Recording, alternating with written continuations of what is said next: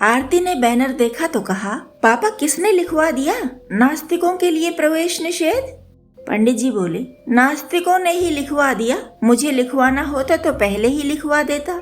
सुमित्रा जी ने आरती को आवाज दी। पंडित जी बोले, जाओ तुम्हारी माँ बुला रही है। आज शांतिनगर के नागरिकों को उसके हाथ की पोई की पकौड़ियाँ खाने को मिलेंगी। आरती सुमित्रा जी की सहायता करने लगी और उन्होंने कल की पूरी बात उसे बताई कि क्यों लिखवाना पड़ा बैनर पर नास्तिकों के लिए प्रवेश निषेध। आरती संतोष की सांस लेकर बोली, चलो अच्छा ही किया पापा ने, भीड़ पर भी नियंत्रण होगा और निरर्थक बातें भी नहीं होंगी। सच में कुंभज पधारता ना तो उसकी बकवास से उदित को हफ्ता भर सिर दर्द होता रहता। हमारे कॉलेज में भी हैं कुछ कुंभज जैसे, स्वघोषित स्वपोषित प्रगतिशील, सिर दर्द किए रहते हैं। मैंने तो गांठ बांध ली है मम्मी, न कभी उन लोगों को घर बुलाऊंगी और न कभी उनके घर जाऊंगी। इन लोगों की तरह सभी अपने अपने को सर्वश्रेष्ठ घोषित करने लगे तो सोचो कितनी मार काट मच जाएगी हर तरफ। सुमित्रा जी ने कहा, ऐन मौके पर नीलम कहाँ चली गई पता नहीं, चलो हाथ धोकर हॉल में चलते हैं। सब लोग आ गए हैं। तभी हीरा आया और पानी भर भर कर गिलास ट्रे में सजाने लगा। सुमित्रा जी पूछने ही जा रही थीं कि नीलम कहाँ है, इतने में नीलम अंदर आई। उसके चेहरे पर विजयी मुस्कान थी।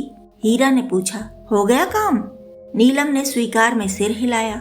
आरती ने पूछा, कौन सा काम? नीलम बोली, कुंभज को भगाने का काम। आलोक जी तो कुंभज से बचने के लिए 8:45 पर ही आ गए। कुंभज को आना था तो वह आया ही, उसने थोड़े ना देखा बैनर की ओर, वह तो सीधे घुस ही रहा था अंदर। हमने हाथ फैलाकर गेट छेक दिया और बोली कुंभज से कि बैनर पढ़ लो। उसने पढ़ा तो 12 बज गए उसकी सूरत पर। भड़क कर बोला, यह क्यों लिखा है? हम बोली, सबको सब जगह घुसने का अधिकार थोड़े ना होता है। तब वह गर्दन लटकाकर वापस चला गया।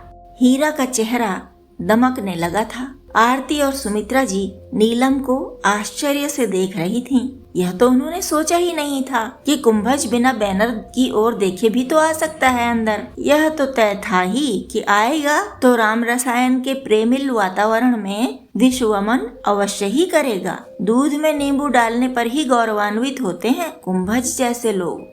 सुमित्रा जी ने नीलम की पीठ ठोकी और आरती उसके कान में फुसफुसाई, शाबाश। हॉल में डॉक्टर उदित नारायण खड़े होकर प्रश्न पूछ रहे थे। शास्त्रों के अनुसार जीवन जीना इस समय में संभव है क्या? सैद्धांतिकता और व्यावहारिकता में जो दूरी है उसे किस तरह पाटा जा सकता है? जो व्यावहारिक नहीं है उसे छोड़ देना ही क्या उचित नहीं है? प्रश्नकर्ता के बैठते ही पंडित जी मुस्कुराए। यदि किसी को प्रश्न समझने में कठिनाई हुई हो तो वह निसंकोच कहे। हॉल में थोड़ी गुनगुन हुई। लोग एक दूसरे से खुसुर फुसुर कर रहे थे, पर न किसी ने हाथ उठाया, न खड़ा हुआ कोई, और न ऊंची आवाज में ही कुछ बोला। शुक्ला जी पर जब पंडित जी की दृष्टि टिकी तो वे बोले, तनिक प्रश्न समझा कर बता दीजिए।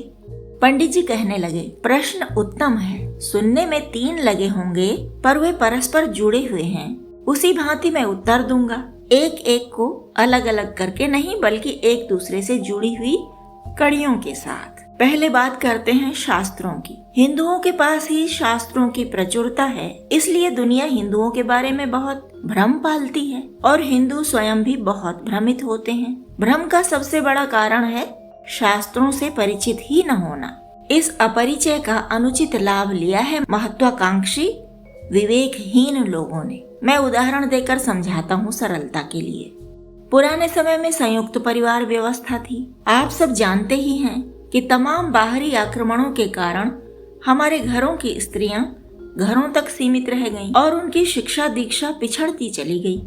शिक्षा नहीं, ज्ञान नहीं, शास्त्रों और नियमों की कतई समझ नहीं।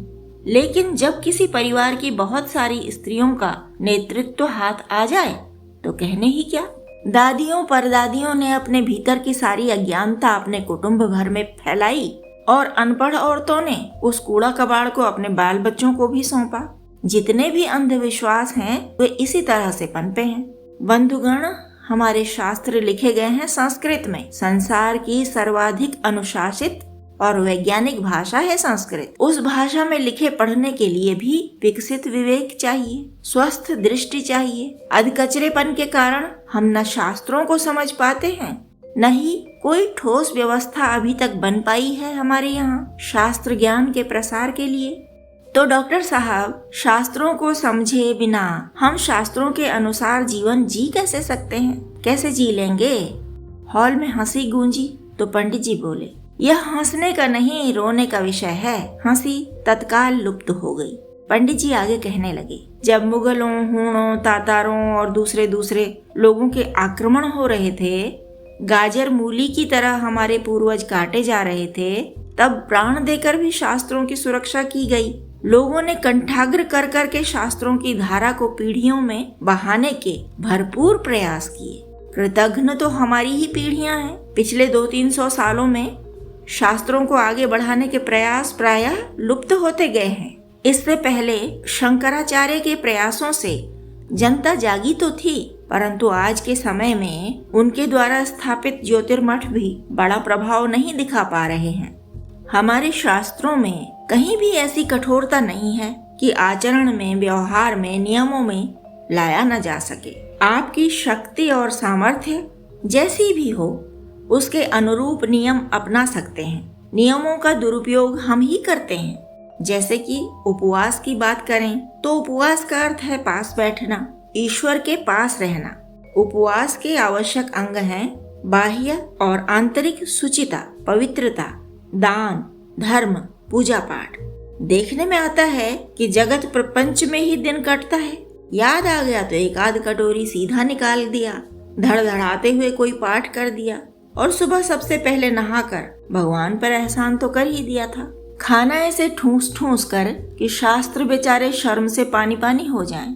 शास्त्रों ने कहा कि जीवन रक्षा के लिए उपवास में आप जल, फल, दवा और दूध का सेवन कर सकते हैं। हम महान लोगों ने उसका यह अर्थ लगा लिया कि दूध की बनी तरह तरह की मिठाइयाँ खा लो, चाहे हलवाई ने जैसे भी बनाई हो। अरे भाई, बाहर से लाकर आप कोई भी मिठाई खाएंगे, उसमें शुचिता नहीं होगी। फलाहार का तो मखौल ही बना दिया। सांवा, कूटू, जाने क्या क्या फल मान लिए और खा गए। न परनिंदा में आत्मा कांपी, न आत्म प्रशंसा में। तो बताइए, किस पल बैठे आप प्रभु के पास? शास्त्रों के अनुसार नहीं, शास्त्रों के विपरीत जाकर जीवन अधिक कठिन होता है। शास्त्रों की मानकर चलें तो रोग पास न फटकें, जीवन सहज रहे, सरल रहे। प्रश्न की दूसरी कड़ी है सैद्धांतिकता और व्यावहारिकता की उलझन। यह भी ऐसे ही सुलझ सकती है जब बिना रंग बिरंगा चश्मा लगाए हम शास्त्रों को समझें। वहाँ वैकल्पिक व्यवस्थाएं हैं। आप नित्य गंगा स्नान नहीं कर सकते, लेकिन स्नान करते हुए नित्य गंगा का स्मरण तो कर सकते हैं ना। आप अस्वच्छ हैं, मंदिर के भीतर नहीं जा सकते, लेकिन उसकी छाया में बैठकर या खड़े होकर तो प्रार्थना कर सकते हैं ना। शास्त्र कहते हैं कि जहाँ तक मंदिर के शिखर की छाया जाती है, वहाँ तक वही प्रभाव रहता है जो गर्भगृह की मूर्ति के समक्ष प्रार्थना में होने का प्रभाव पड़ता है। हृदय से पावन नदियों का स्मरण भी उतना ही पुण्य देता है जितना उनमें स्नान करना। तो सैद्धांतिकता में भी सहजता है, बस उसे समझना होगा हमें। प्रश्न की तीसरी कड़ी है कि जो अव्यावहारिक है उसे छोड़ नहीं सकते हैं क्या? मैं इस प्रश्न के उत्तर में प्रतिप्रश्न करता हूँ कि हमने पकड़ा ही क्या है जो छोड़ेंगे? जहाँ विकल्प दिए गए हैं हम उनमें भी नहीं चुनते। हमारी मनमानी ही हमें और अधिक नीचे गिराती है। हमारी अज्ञानता का ही लाभ ढोंगी लोग लेते हैं। यदि हम स्वयं शास्त्रों का अध्ययन कर रहे होते तो शास्त्रों के नाम पर हमसे कोई ठगी कैसे कर लेता? बंधुगण, आपके पास अपनी मानसिकता के अनुरूप इष्ट देव चुनने तक की स्वतंत्रता है। तब आप पर थोपा क्या गया है? कहीं बाध्य नहीं है। धर्म से एक सहज संबंध बनाइए और निभाइए। धर्मो रक्षति रक्षितः। धर्म उनकी रक्षा करता है जो धर्म की रक्षा करते हैं। यह बड़ा ही प्यारा पारस्परिकता का संबंध है। घूंघट का पट खोल, ये तोहे पिया मिलेंगे। कहानी पसंद आई हो तो लाइक करें, सब्सक्राइब करें और दोस्तों के साथ शेयर करें। और हाँ, कमेंट करना और नोटिफिकेशन बेल दबाना ना भूलें।